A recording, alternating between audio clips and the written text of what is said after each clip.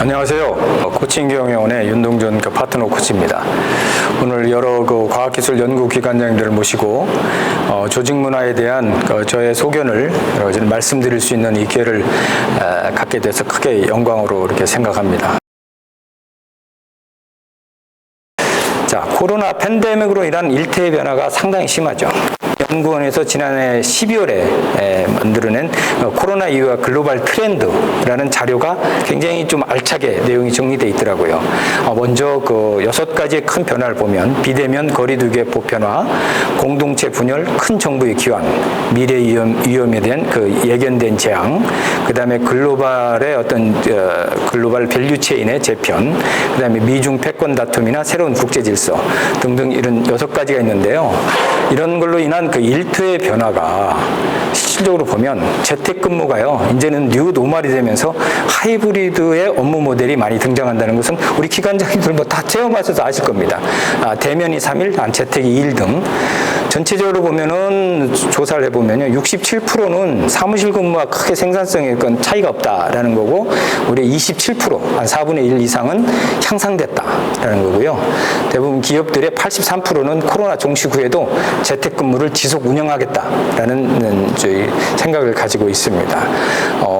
많이 느끼시겠지만 일하는 방식의 디지털 가속화는 꼭 반드시 일하는 방식뿐만 아니고 우리 생활에 디지털화는 굉장히 많이 가속이 되고 있고, 재택근무가 사무실 근무보다 스트레스나 불안 등 부정정서가 더 많이 경험하는 데서 이러한 면에 새로운 어떤 개선책이 필요하다고 이렇게 생각이 됩니다.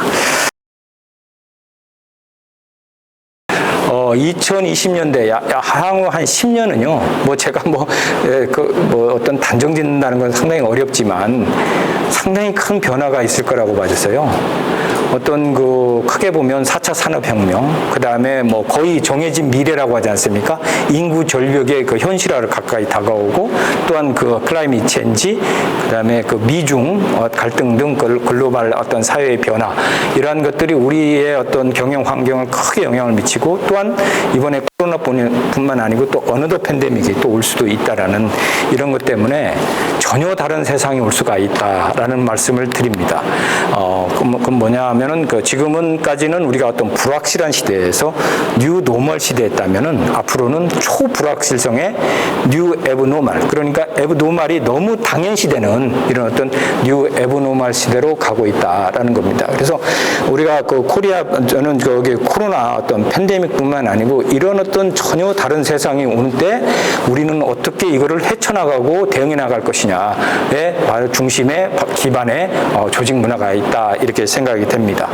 또한 우리 한국 기업들의 어떤 도전 과제는 지금까지 우리가 압축 성장의 어떤 모범적인, 가장 세계에서 모범적인 나라가 우리나라지 않습니까? 그거에 실질적으로 우리는 지금까지는 잘 아시다시피 패스트 폴로우로서 속도와 효율을 중시하면서 뭔가 선진국에서 기술을 배워 그거를 더 잘 만드는 썸씽 베러로 우리가 많이 성공을 했죠. 그러나 이제는 이 방식으로는 더 이상 글로벌 시장에서 우리의 경쟁력을 높이기 어렵기 때문에 우리는 많은 기업들이 이제는 포스트 무버로 가려고, 이때는 창조나 어떤 민첩 등에서 something new를 만들어내야 된다라는 겁니다. 제 나름대로 그냥 정리해 본 겁니다. 경영 관점은 옛날에는 X이론이 많이 있었죠. 테일러리즘. 그러니까 사람을 생산의 수단으로 봤다면 지금은 Y이론이고, 그 다음에 휴머니즘, 인본주의, 인재주의를 강조하는 시대가 왔고요. 전략도 과거에는 3년 내지 5년이었다면 중장기적으로 미래 예측이 상당히 가능했던 그런 시대지만 지금은 도대체 북한 시대, 초불확실성 시대도 보니까 오늘 내일을 잘 예측하기 이제 어려운 이런 시대죠. 그러다 보니까 가설이나 검증 이런 면에 대해서 가설을 놓고 상황에 대응해 나가는 이런 어떤 시스템, 그 다음에 혁신도 점진적, 내부적, 아날로그에서 창조적 오픈이나 어떤 디지털 쪽이고요.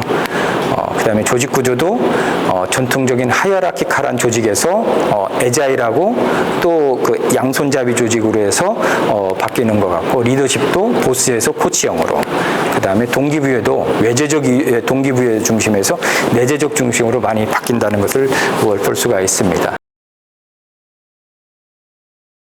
결국 피터트렸거든요. 문화는 전략을 아침시키라고 합니다. 물론 기업에서나 기관에서 전략은 매우 중요하죠.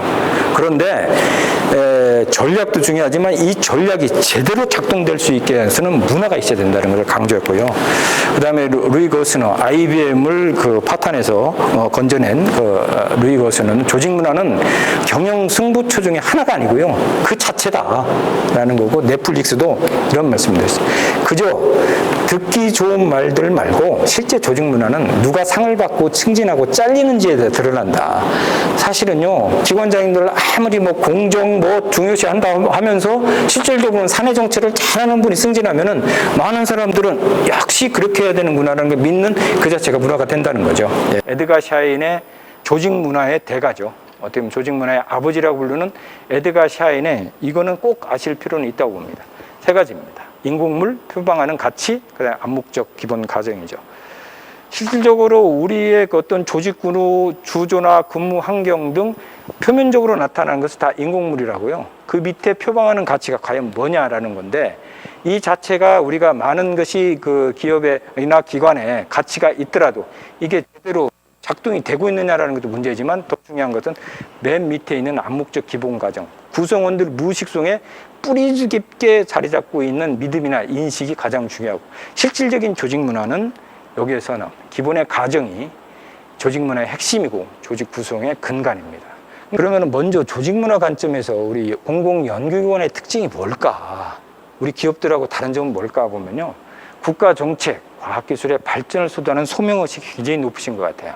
제가 이렇게 말씀을 만나보면 국가와 국민에 대한 얘기를 거의 매 시간에 합니다. 제가 코칭하면서 얘기를 들어보면 또 그 안정된 직장과 높은 자율성 이라는 것도 굉장히 좋은 점이고요.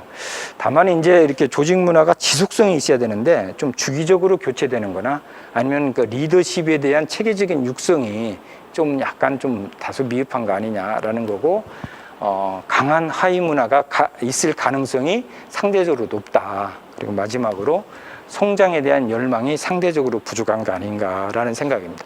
기업들은요, 성장하지 않으면 이거는 뭐 가만 놔두질 않기 때문에 성장에 대한 열망이 상대적으로 많은 거에 비해서는 연구기관에 이러한 면은 좀 상대로 부족하지 않은가라는 관점을 보면서 제 나름대로 설명했습니다.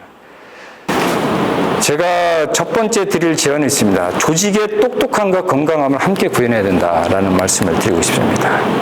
저는 뭐 단언컨대 우리 그 과학기술 연구기관에 어떤 그 입사를 하시는 분들의 어떤 그 여러 가지 수준들은 굉장히 높으실 거라고 생각을 합니다. 그런데 이런 어떤 똑똑함만 가지고는 한계가 있다는 겁니다.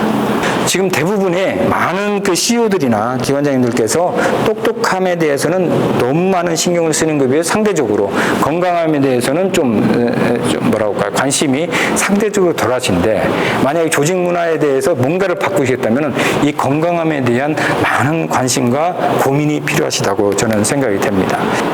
지속이 없는 위대함은 저는 없다고 단언을 낼 정도인데, 그러면 조직 문화 혁신의 지속성을 확보하기 위한 핵심 키 석세스 팩터는 뭘까?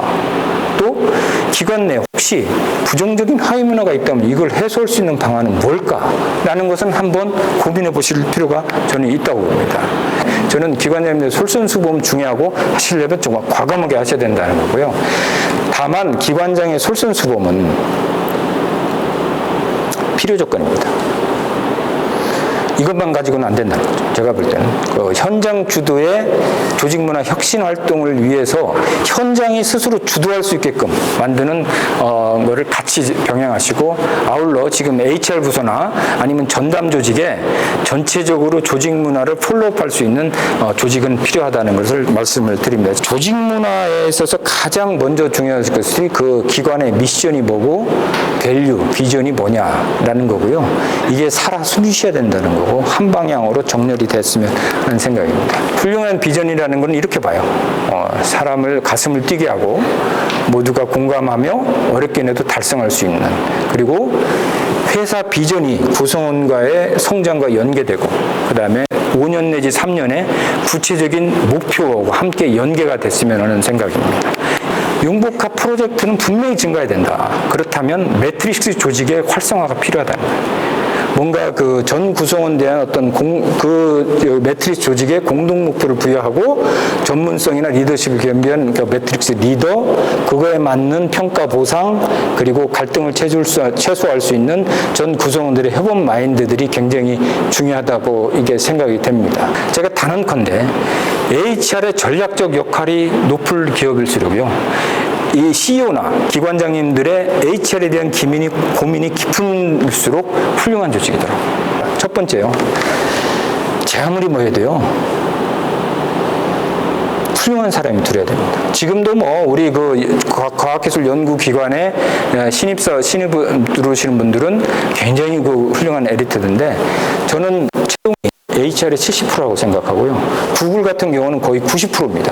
여기는 교육에 대한 투자보다도 아예 훌륭한 사람들을 뽑는데 많이 하는데, 중요한 거는요, 직무 역량보다 태도나 가치, 이 사람이 새로 들어오는 분이 우리 회사의 핵심 가치 얼마나 피트하냐, 이거를 굉장히 많이 보신다는 얘기를 이렇게 하고 있고요.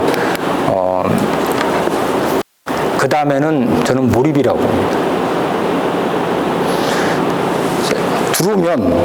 훌륭한 사람이 들어오면 그 훌륭한 사람을 몰입하게 할 수 있는 지금 우리 환경이 조성이 되어 있느냐라는 거예요. 사실은 영원한 숙제죠. 평가 보상. 이거를 저는 연구원 특성에 맞게 과감히 개선할 필요는 있다고 봅니다.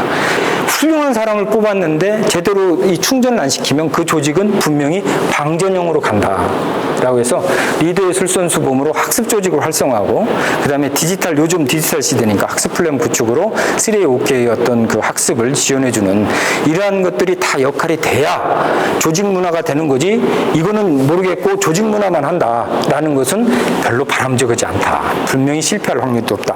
조직 경쟁력을 제고하나 인재 육성을 위해서는 가장 중요한 건 저는 일하는 방식의 선진화가 우선 필요하다고 보고요. 이러기 위해서는 일의 프로세스나 시스템을 끊임없이 진화 발전을 해나갈 노력이 필요하고, 보스는요, 해야 할 일을 하게 만드는 사람이라면 코치는 해야 할 일을 하고 싶게 만드는 사람이다라는 겁니다. 자율과 창의 시대라고 하면은 코치형 리더가 구성원들의 자율적이고 창의적인 면에서 일을 할 수 있게끔 하려면 일의 즐거움이나 의미, 나의 성장에 굉장히 많은 관심을 기울여야 된다고 저는 생각을 하는데, 여러 가지 리더십만 하더라도요, 저는 조직 문화를 지금부터 바꾸신다고 그러면은 우선은 본부장님들이나 부원장님들 아니면은 그 실장님들의 코칭 리더십 향상에 빨리 집중해서 전체적인 분위기를 그렇게 바꿔나갈 필요는 저는 있다고 감을 들고요. 그러면서도 체계적으로 어떤 그 리더 육성을 좀 KRD 주관으로 여러 가지 인텐시브 프로그램들을 운영하면서 체계적으로 육성해야 된다고 생각합니다. 기관장님들은 어떻게 보면 정원으로 보면 정원사입니다. 꽃밭을 망치는 확실한 방법은 무관심하고 무신경이면은 잡초천지입니다. 그래서 아까 말씀드린 에드가 샤인이 이런 말씀드렸죠. 의미심장한 얘기입니다. 우리 기관장님들께서 훌륭한 문화를 만들어내지 않으면은 결국은 거기에 신경을 별로 안 쓰시면은 아주 좋지 않은 문화가 우리 기관장님들의 구성원들을 지배할 것입니다. 그렇기 때문에 이왕 이렇게 조직 문화에 관심을 가지신다면은 정말 제대로 된 그 조직 문화를 위해서 우리 기관장님의 솔선수범을 부탁드리고요.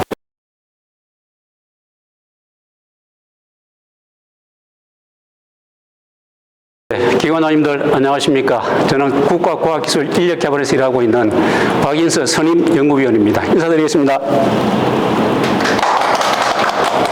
연구 목표는 앞에서 말씀드린 대로 출연전 25개 기관에 조직 문화를 진단 분석했고요. 조직의 특성과 진단도구 개발, 또 조직 문화에 영향을 미치는 핵심 영향 요인들을 파악했습니다. 이어서 그 영향 요인들 중에서 어떤 것들이 과연 영향을 미치는 핵심 우선의 개선 요인인지 그런 것들을 도출을 했고, 결국은 연구의 주제인 선순환 조직문화 경영의 틀을 마련하기 위해서 준비를 하였습니다. 선행연구 탐색입니다. 정부 출연연구소 관련 외부 관점은 정부와 출연연의 관계인데요. 첫 번째는 주인과 대리인의 관계에서 말씀드릴 수 있습니다. 정부는 출연금을 지원하고 때로는 관리와 통제를 통해서 출연연을 관리합니다. 그리고 정책과 운영에 깊숙이 관여하고요. 출연연은 대리인 관점에서 우리 연구자들은 고도의 지식 전문가 그룹들입니다. 정부 부처 관계자들보다는 우리 출연연에 계신 연구자들이 훨씬 많은 전문성과 정보를 많이 갖고 계시기 때문에 정보의 비대칭성이 있고요. 또 연구자는 정보의 관리와 통제에서 자유롭고 싶은 연구자 자율 재량권을 요구하고 있는 어쩌면 대립의 관계에 있을 수 있다. 이렇게 볼 수 있고요.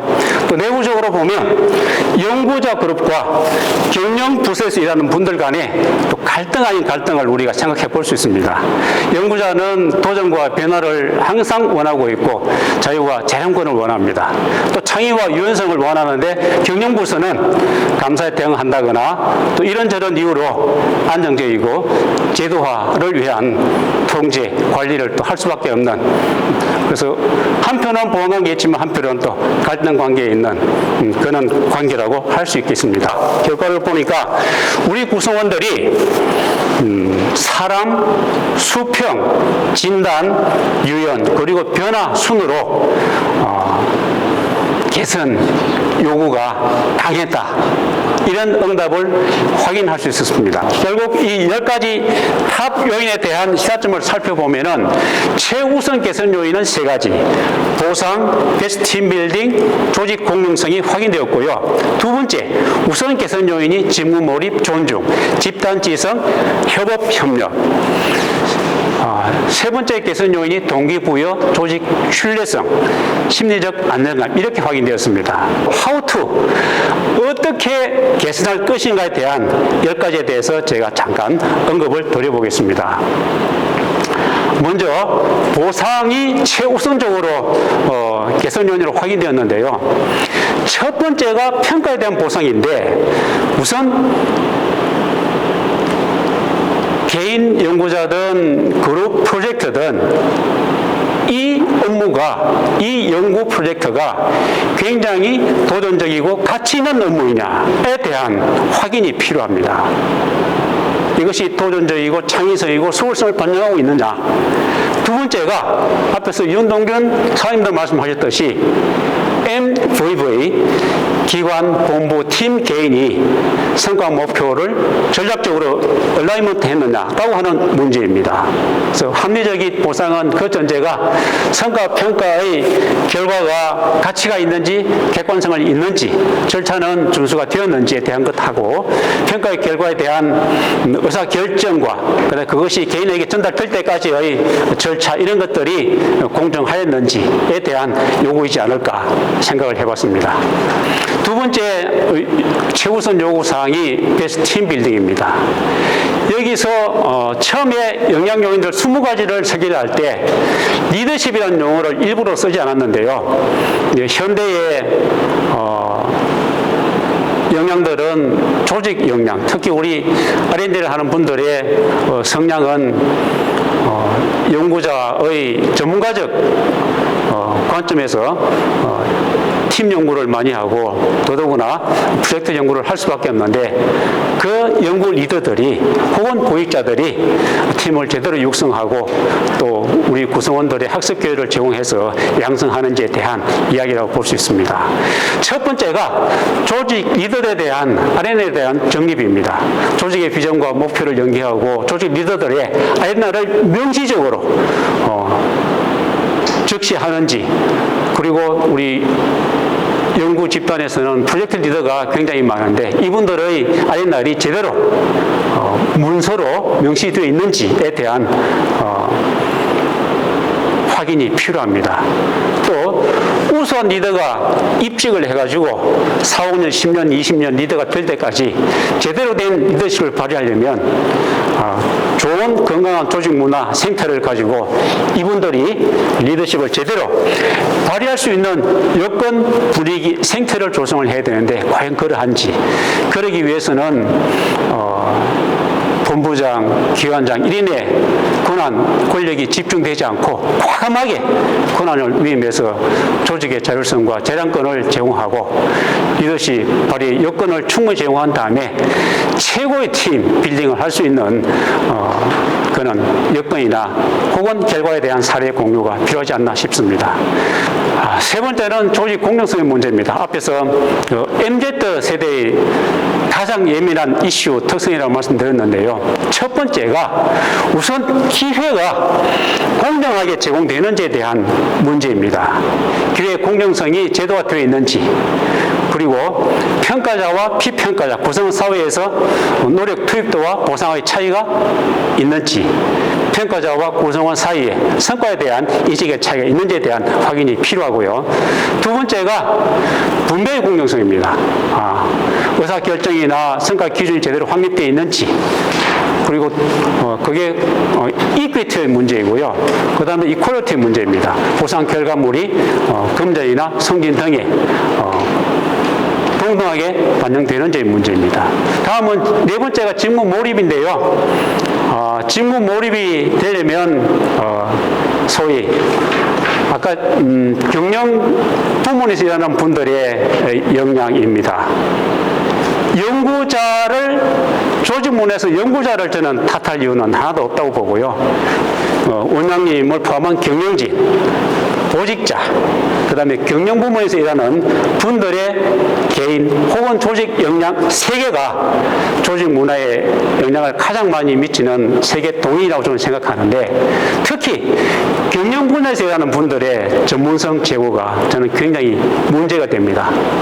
지금까지도 우리는 경영이라 말하지 않고 행정 지원, 연구 지원, 혹은 경영 지원 이렇게 말씀하십니다. 그 얘기는 알게 모르게 당신네들은 여전히 아직 수준이 좀 떨어지지, 우리 연구자들에 비하면 이놈 정서의 차이가 있습니다. 여기에 대한 경영 전문가의 양성 필요성 얘기고요. 다섯 번째가 집단지성인데요. 지금까지 우리 출연료는 공공의 위계 조직이 강한데 그 기반이 탑다운입니다. 그래서 이 부분에 과감한 권한 위임을 통해서 우리 보직자들이 실질적인 권한을 할 수 있도록 미들 업다운, 더 나아가서 참여자, 우리 구성원들이 참여를 할 수 있는 동기 유발을 통해서 더 바람직하게는 바텀업의 조직을 실현할 수 있으면 좋겠고요.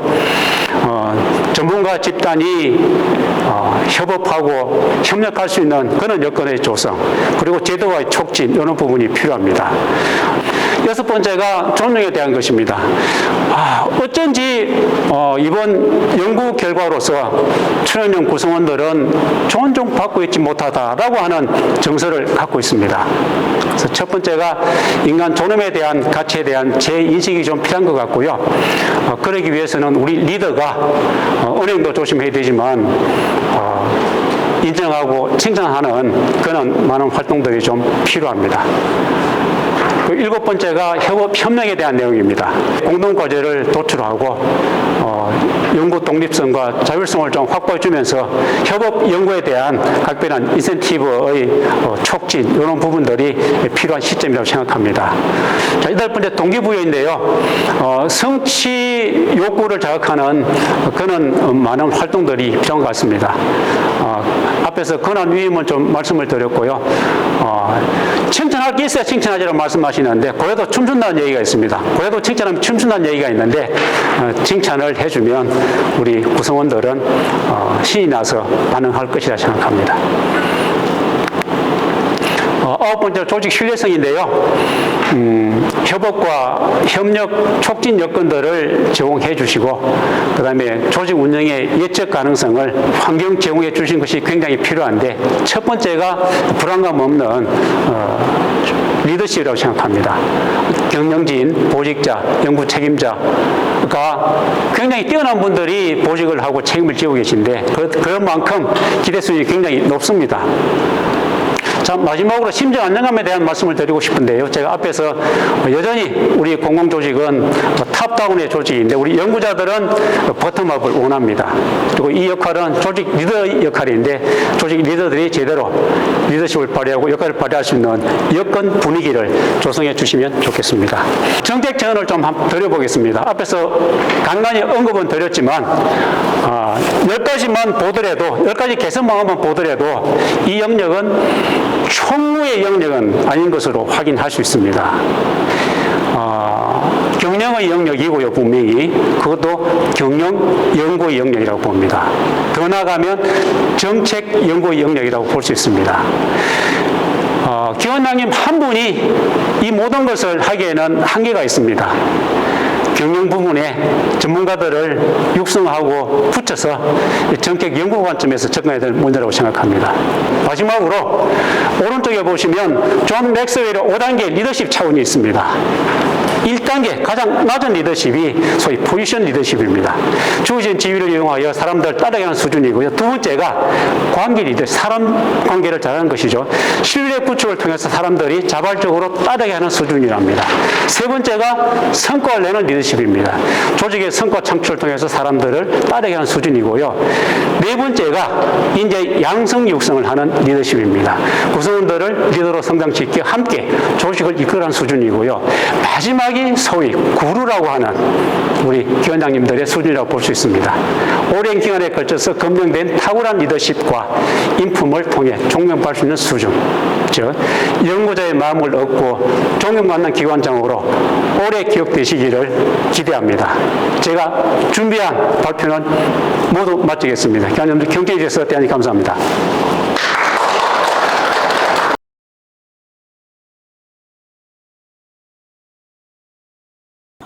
네, 박인서 박사님. 아마 그 보상이 첫 번째로 나온 이유가 이 평가 체계에 대한 아쉬움 혹은 불만에서 나온 것 아니냐는 지적이셨고, 또 개인주의가 가장 큰 문제인 것 같아서 외부로부터의 존중도 중요하지만 기관 내부에서의 우리 구성원들 간의 존중이 얼마만큼 중요하겠느냐, 그것이 과제라고 그렇게 말씀해 주셨습니다.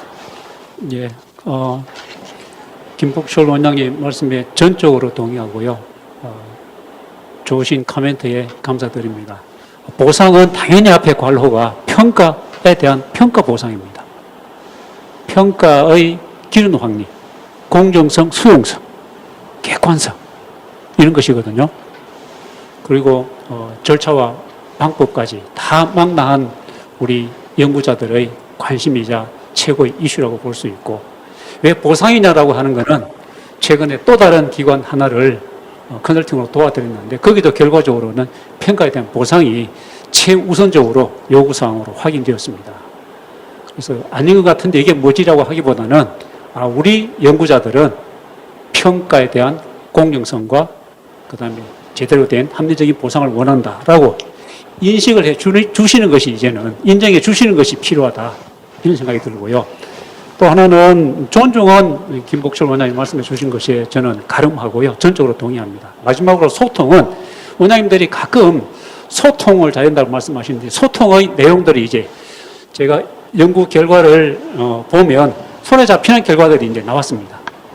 그래서 이 3가지, 4가지, 3가지, 10가지에 대해서만 적어도 이 주제를 가지고 연구자들하고 논의하고 해답을 가지고 디자인하고 리디자인하고 분석하고 서로 소통, 이것을 가지고 소통하신다면 우리 연구자들은 충분히 관심을 갖고 귀를 기울인다 이렇게 말씀드릴 수 있고요. 이제 이 논의의 시작이라고 저는 생각합니다. 한 번으로 끝나는 것이 아니라 여기서 또 데이터를 쌓고 세대가, 직종가, 연령대가 또 갈등을 빚고 있는 우리 은퇴 세대와 신세대, 그 다음에 연구직과 행정직 사이에서 여러 가지 있는 인구 통계적인 분야들을 지속적으로 연구 탐색하면서 데이터도 쌓고 그분들의 반응도 시간의 추이에 따라서 분석해 볼 필요성이 있다고 저는 생각합니다. 우리 윤 대표님께 성공한 기업 경영인으로서 지금 나온 2가지 질문. 역시 구성원들은 평가와 보상에 대한 이 체계가 과연 공정한 것인가에 대한 예민하다 한 가지. 또 한 가지, 구성원들의 갈등이 아주 없는 조직은 거의 없다고 보면 어떻게 조정에 성공하셨는지 2가지 좀 말씀해 주시죠. 네. 우리 김 원장님께서 말씀하신 그 평가의 공정성, 이건 영원한 숙제입니다, 사실. 어느 기업이든지, 왜냐하면 사람들이 다 자기들이 우수하다고 자기 신을 평가하기 때문에 결국은 우리가 맨 위에 있는 S급이라고 하잖아요. 최의 상위급이 10%, 그 다음에 20% 이렇게 가는데 실질적으로 개인들한테 물어보면은 대부분 자기는 A급 이상이다라고 이렇게 말하기 때문에 상당히 좀 어려운 문제가 있어요. 저도 그래서 뭐 어느 기업이라고 해서 그걸 아주 공정하게 한다고 볼 수는 없고, 특히 그 상대평가라는 것이 좀 강제 할당 방식으로 이렇게 이루어지니까 좀 어려움은 분명히 있다고 봅니다. 그래서 저는 공정성을 확보하는 것도 중요하지만 지금 우리가 이 평가에서 결국 추구하는 가치가 가령 소통이다, 아니면은 창의다, 협업이다 하면은 평가 시스템에서 중요시해야 되는 항목들이 얼마나 협업을 잘하는지, 아니면은 도전 과제를 얼마나 더 잘했는지, 이러한 것들에 대한 정성적인 평가들이 많이 가미가 돼줘야 되지, 그러지 않고 그냥 현재 있는 파이에서 어떻게 나눌 거냐라는 것이 너무 강조할 필요는, 거기에 너무 매몰될 필요는 없겠다라는 생각을 하고요. 두 번째 핵심 가치, 우리 김 원장님 정말 잘하셨다고 봅니다. 이거는 위에서 핵심 가치를 이게 좋겠다라고 하는 거는 거의 탑다운은 별로 이렇게 현장에 녹아들지는 않습니다. 벌써 5번에 걸친 그 구성원들과의 격이 없는 소통을 통해서 3가지의 그 가치를 정했다고만 하더라도 벌써 구성원들이 스스로 했기 때문에 그거에 대한 본인들의 책임감은 분명히 있다고 생각이 되고요. 그 자체에서 좀 제가 하나만 더 말씀드린다면은 그 핵심 가치를 제정한 걸로 끝나면은 그게 그렇게 크게 의미가 없습니다. 우리가 집안에 가운을 멋있게 딱 액자에 넣어서 하나 만들었다고 해서 가운이 바뀌는 것은 일상에서의 노력이 필요하다고 봅니다. 그래서 어떻게 전문성, 그 다음에 그 존중, 소통이 그 일상에서 체화될 수 있도록 노력하느냐, 그러기 위해서 바꿔야 될 HR 제도는 뭐고, 프로세스는 뭐고, 일하는 방식은 뭐고, 원장님을 비롯한 경영 리더들의 리더십은 어떻게 바뀌어야 되느냐라는 것들이 같이 따라가 줘야만이 그게 핵심 가치가 실질적인 문화로 승화되고 체화돼서 고착화될 수 있다, 이렇게 말씀을 드리고 싶습니다. 있겠지만 건강함을 나타내는 책임, 헌실, 신뢰가 당위적으로는 맞는데 현실적인 이 존재론적 입장으로 보면 아닌 경우가 꽤 있다는 말씀을, 좀 아프지만 뼈아픈 지적이셨습니다. 우선 우리 박 원장님 현실을 이렇게 냉정하게 또 말씀해 주시는 용기에 먼저 감사를 드리고요. 실질적으로 저도 이제 기업을 요즘은 제가 퇴임을 해서 많은 기업의 임원들하고 같이 코칭하면서 대화를 나누어 이렇게 보면요. 똑똑함과 건강함 두 개를 다 갖춘 그 기업들은 사실 많지는 않습니다. 다만 똑똑함만 가지고는 분명히 한계가 있다는 겁니다. 똑똑함만 가지고는 헛똑똑이 될 가능성이 높습니다. 그리고 똑똑함은요, 돈 가지고 살 수 있는 확률이 높습니다. 왜냐하면 아주 우수한 인력들을 채용하는, 그런데 건강함은요, 가슴으로 해야 될 일입니다. 리더들의 헌신이 거기에 들어가야만이 건강함이 됩니다. 지극정성을 들여야 됩니다. 사실 지금 신뢰라든지 건설적 충돌, 헌신, 책임, 또 부분의 어떤 섹셔널리즘이 아니고 전체 최적화를 이룰 수 있는 것이 왜 안 되는지에 대한 근본적인 원인을 제 생각엔 그렇습니다. 우리 원장님하고 그 다음에 그 경영 리더분들, 본부장님들, 이런 분들이 정말 1박 2일 어디 가셔서라도요, 허심탄회하게 한번 왜 안 되는지 근본 원인을 보셔야 됩니다. 아마 이럴 겁니다. 지금 우리 조직 문화 개선하자 라고 하면 구성원들이 어떤 반응이 나올 거라고 생각되십니까? 제가 볼 때는요, 제 개스입니다. 죄송합니다만 이거 또 귀찮은 일 하네, 하다가 어느 정도 있으면 또 중단할 거 뭐하러 하나, 이게 하임을 할 겁니다. 지금 아까 박 원장님 말씀하신 그러한 내용이라면, 그러면은 그 근본 원인을 치유해 나가지 않고 바로 우리가 지금 건설적 충돌하자, 헌신하자 한다고 해서 이게 절대 갈 수는 없다고 봅니다. 그 근본 원인에 대해서 하나하나 차곡차곡 가실 수 있기에는 첫 번째, 저는 원장님부터 솔선수범하셔야 된다고 봅니다.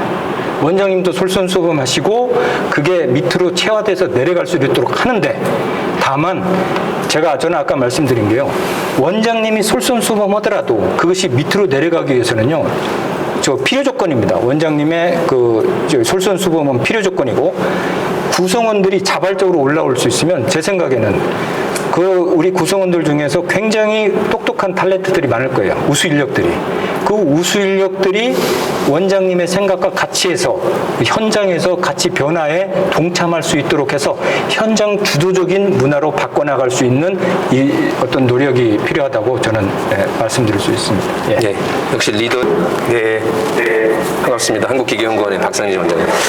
정말 우리 원의 조직 문화의 현황이 어떤지 냉철한 진단과 현상 파악이 필요한데 어려운 것 같기도 하고 또 그에 따른 또 개선책 마련이 필요하다는 말씀인데 우리 윤 대표님하고 박사님 한 말씀 해주시죠. 네. 두 가지 다 같이. 네, 네. 지금 오늘 우리 박인서 박사님께서 지난 10개월 정도에서 상당히 그 디테일한 그 연구 역시 박사님답게 이렇게 많이 이렇게 내셨는데 저는 이제 우리 기관별로 과연 우리 수준이 어느 정도인가 라는 관점에서 다시 한번 원장님들께서 보실 필요는 저는 있다고 생각을 합니다. 우리가 내가 진짜 건강한지 어떤지 보려면은 우리가 종합병원에 가서 종합 심사를 해가지고 내 콜레스테롤이 얼마인지 혈압은 얼마인지 이걸 알아야 그 다음에 뭐를 고친다는 게 나오기 때문에 그 현상에 대해서 뭐 좀 정확한 진단은 우선 저는 한번 필요할 것 같고요. 그것을 주기적으로 노력을 하면서 계속 어떻게 바뀌는지를 추적 관리를 하는 것이 우선 먼저 중요하다고 이렇게 생각이 됩니다. 그 다음에 그 정성적 평가가 좀 더 가미돼야 된다는 것은 논리적으로 맞지만 그게 현실적으로 어렵기 때문에 그걸 어떻게 하면은 더 좋을까 이런 말씀인데요. 연구기관이 정량적으로 평가한다는 것은 이거는 우선 기본적으로 저는 크게 뭔가 잘못됐다고 생각합니다. 특히 그 과학기술의 첨단 과학기술을 리드해 나가시는 그 평가에서 어떻게 정량적인 것만 나올 수 있냐. 잘못하면 이렇게 되는 거죠. 오늘 얼마 전에 그 중앙일보에도 보면은 R&D 비율이 우리나라 투자 비율이 이스라엘 다음에 2위라면서요. 그런데 그게 사업화될 수 있는 이것이 적은 거는 다 이런 이유 때문이지 않을까라는 생각하고요. 저는 이런 생각입니다. 우선 구성원 간에 신뢰가 있으면 정성적인 것을 믿을 수 있다고 저는 생각을 합니다. 다만 지금 우리 그 박 원장님께서 우리는 평가를 할 때 리더들이 구성원들과 얼마나 평가에 대한 이 커뮤니케이션을 자주 하는지를 봐야 됩니다. 우리가 그 직원들을 육성하고 성과를 내는데 가장 중요한 게 피드백입니다. 수시로 하는 피드백과 정기적인 피드백을 얼마나 그거를 내실 있게 운영을 하고요. 그거에 대해서 다 기록 관리를 하고 그 기록 관리를 바탕으로 데이터베이스를 해서 그걸 그 평가에 임하는 실질적으로 뭐 마이크로소프트나 뭐 구글이나 이런데요. 그거를 데이터를 누적 관리를 해서 DB화 한 다음에 평가를 하지 그냥 마지막에 가가지고 어떤 거트 필링으로 하잖아요. 아 이게 잘했잖아 뭐 이렇게 해서 하는 데는 없습니다. 그런 어떤 정성을 들인 피드백 과정이 1년 내내 되면서 돼야지 그게 공정한 평가고 그럴 때 정성적인 평가도 직원들에게 신뢰를 얻을 수 있는 그런 쪽으로 될 수 있다고 생각을 하고요. 원장님 피드백에 대해서 많은 자료를 조사해 보면 인재 육성과 성과 창출의 핵심은 일상에서의 피드백에 달려 있다라고 보시면 맞습니다. 임기제라 보통 이제 3년마다 바뀌기도 되고 또 뭐 연임하실 수도 있지만 그러다 보니 지속성이 있을 수 있겠느냐. 좋은 조직 문화가 정착을 하려고 그래도 또 한 가지 아까 구성원 내부의 각계 인구학적 특성이 다 달라서 어떻게 총합을 이뤄낼 수 있을지 박사님 먼저 한번 잠깐 짚어주실래요? 그래요? 그럼 예, 윤 대표님. 원장님 말씀 잘 들었습니다. 훌륭한 지적이십니다. 사실 제가 아까 그 발표 중에도 말씀드렸다시피 위대함은 지속에서 나오고요. 특히 조직문화 같이 이런 어떤 나이테 한 겹 한 겹 쌓여야 되는 그 나이테 경영을 해야만이 조직문화는 제대로 구축될 수 있다고 봅니다. 그러면은 우리가 뭐 그걸 위해서 이 기관장님들, 연구원장님들의 기간을 뭐 무한정 늘리자고 보기에는 현실적으로는 어려움이 있다고 보고요. 그 지속성을 확보할 수 있는 방법이 뭐냐라고 해서 제가 아까 그 발표 중에 말씀드린 게 우선 원장님의 솔선수범은 무조건 필요합니다. 그게 없으면 할래 할 수가 없고요. 그 다음에 우리 직원들이 자발적으로 그걸 주도해 나갈 수 있는 전체 시스템을 만드는 게 저는 중요하다고 봅니다. 그래야 원장님이 이제 그 바뀌시더라도 그런 어떤 문화가 지속될 수 있게끔 만들어 주시는 게 저는 굉장히 중요하다고 보고요.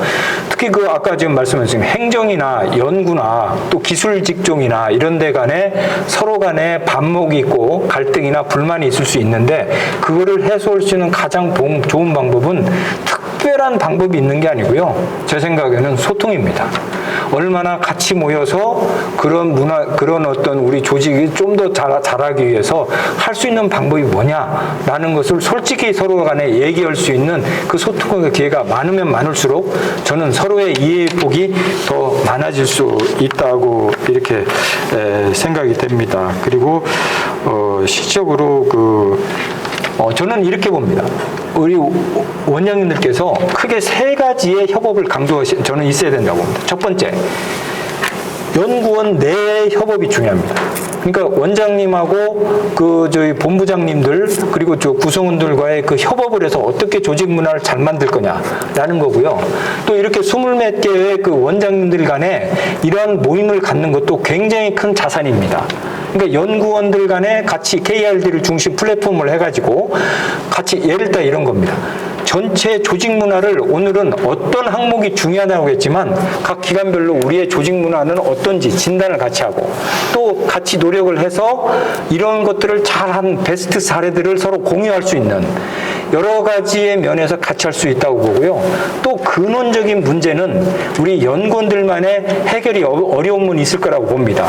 그런 거는 또 정부와의 어떤 그 협업이 필요한 문제는 또 연구원장들의 전체의 그 어떤 구입이 의견들을 모아서 정부와도 협업하는 이런 어떤 문화의 세 가지 차원의 협업을 하면 또 지금보다는 훨씬 더 선진화된 조직 문화를 구축할 수 있지 않을까 이렇게 생각이 됩니다. 30초씩이라도 우리 박 박사님 오늘 못다 하신 말씀이나 꼭 강조하고 싶은 말씀 최종 총평 드리겠습니다. 나름 열정을 가지고 출연 전체에 도움이 되기 위해서 한 연구가 기관장님들 앞에서 결과를 발표할 수 있는 자체가 감사하고 영광이라고 생각합니다. 이걸로 끝나지 않고 앞에 우리 박귀청 원장님 말씀하신 대로 더 갈고 다듬고 데이터를 모아서 지속성을 가지고 도움을 드릴 수 있는 방향으로 또 연구하고 노력하겠습니다. 네. 정말 감사합니다. 박인서 박사님, 우리 기관들 필요한 의뢰가 있으시면 많이 협조해 주시기 바랍니다. 살아있는 우리 경영을 바탕으로 한 좋은 말씀 오늘 대단히 감사하고요. 윤 대표님. 네, 세 가지만 크게 짧게 강조드리겠습니다. 각 기관별로 다 다릅니다. 조직 문화는. 그 각 기관의 특성에 맞게 그렇기 때문에 제가 아까 제일 맨 앞에 업의 개념을 제가 인트로에서도 말씀드린 것 마찬가지로 같은 우리 그 과학기술 연구기관이지만 이 안에서도 기관별로 다 다를 수 있다고 해서 자기 기관에 가장 적합하게 만드는 것이 중요하다. 첫 번째. 두 번째, 지속성입니다. 지속성을 갖지 않으면요, 이거는 조직 분위기로 끝날 수 있습니다. 세 번째, 그러기 위해서 전 구성원들이 참여할 수 있는 그 분위기를 전체 체제를 잘 만들어 주시는 것을 우리 원장님께서 해주시면 전체적으로 조직 문화는 분명히 발전됩니다. 그러면서 서서히 이거는요 확 올라오는 게 없습니다. 서서히 올라가면서 굳건하게 좋은 건강한 조직 문화를 분명히 갖출 수 있을 거라고 생각하면서 오늘 저희 발표라든지 이런 어떤 정말 오늘 와서 보고요 놀란 게 이렇게 자연스럽게 토론 문화를 할 수 있다는 것도 제가 굉장히 감명받고 돌아가는 순간 오늘 원장님들 뵈서 너무 반가웠습니다. 고맙습니다. 네, 고맙습니다.